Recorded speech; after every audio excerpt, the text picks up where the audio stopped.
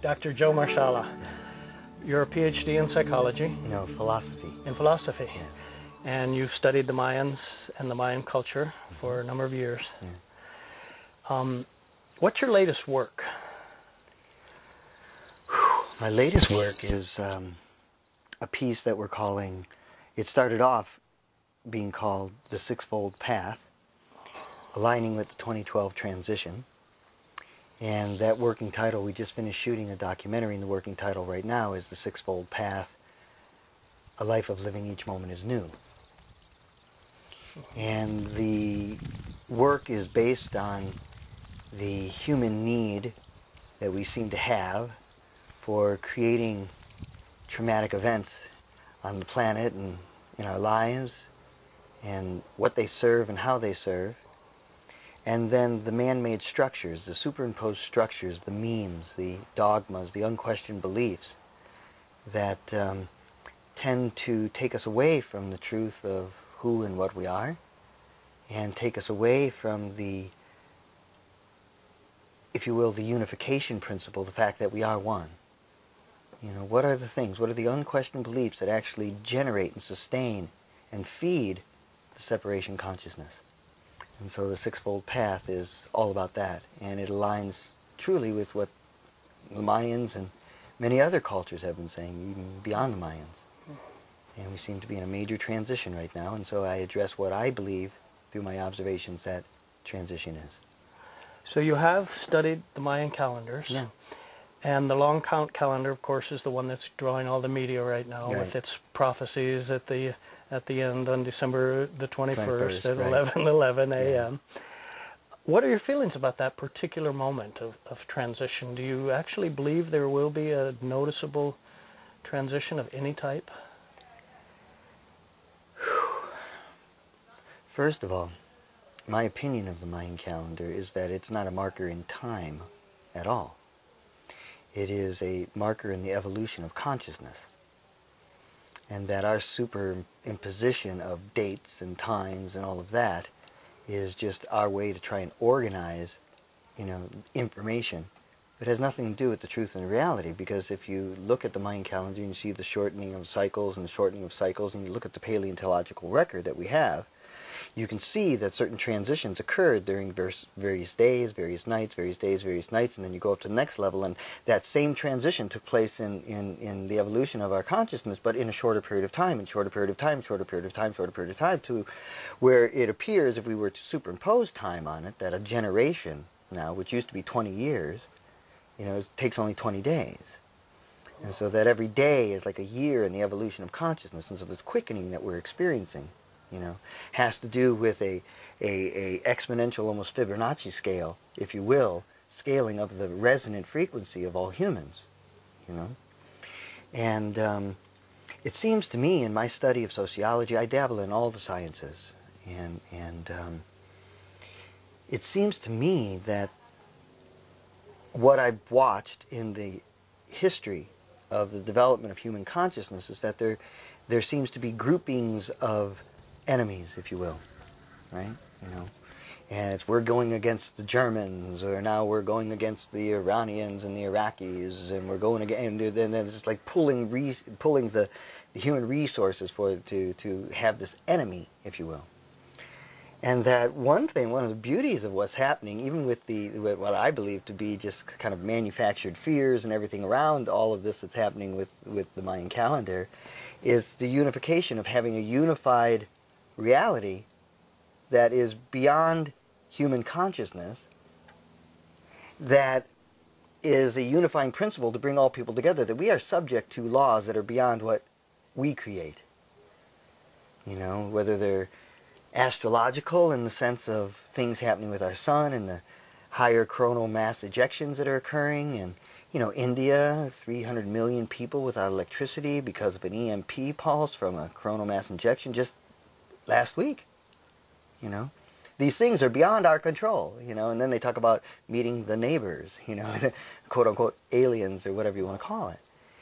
And so I believe that we're being kind of nurtured, if you will, into this unification principle. And the way we've done it is through fear. unfortunately. It doesn't have to be through fear. And it's through that fear when everyone realizes, oh, we're still here, maybe we can, try a new way of being on the planet together. I don't see it the end of anything. I do feel a beginning. And yet, as far as time is concerned, the only thing that's real is right now.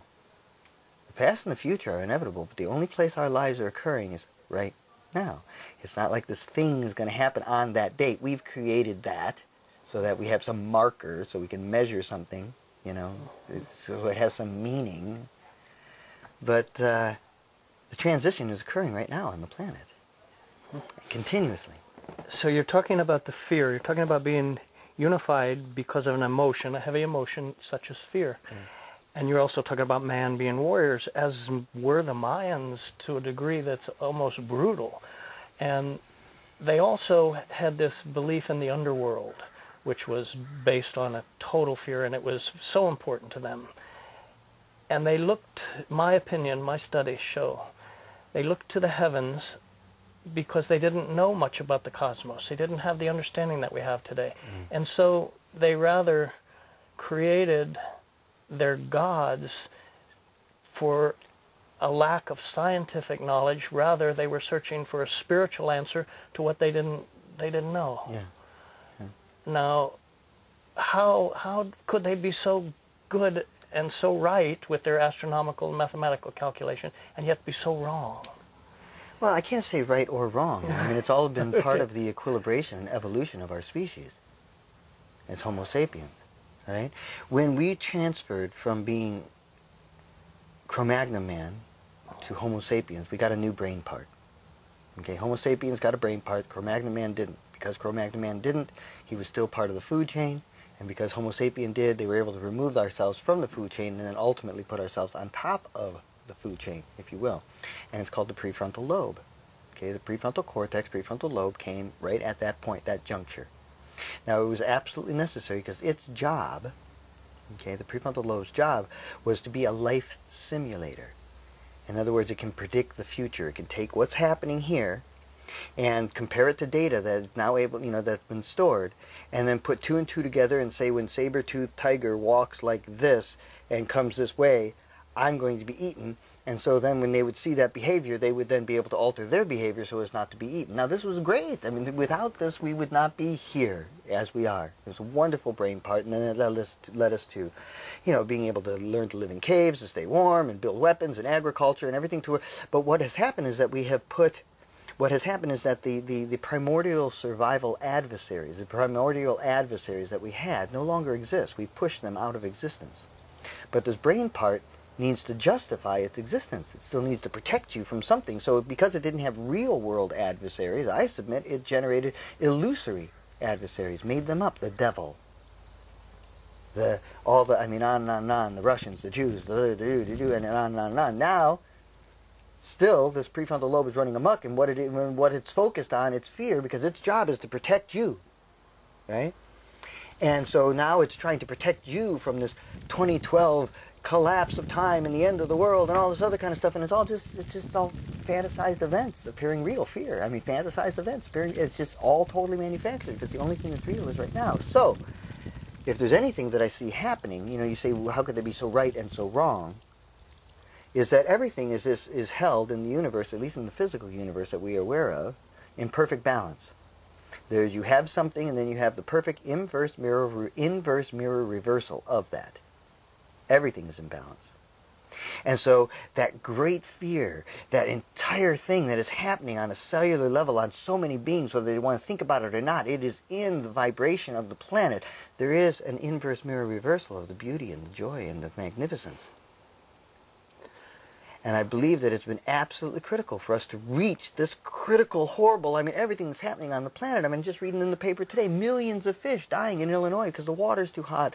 And, the resources are deplenished. Everything all that stuff was created by this prefrontal lobe. All the heinous, awful things that we can't stand about this planet, all were in this defensive structure. We're going to get ours, take care of ours, do this, and and the other businesses and the other people and all the countries and all this other kind of stuff, all the managing and the greed, all of that is the prefrontal lobe run amok.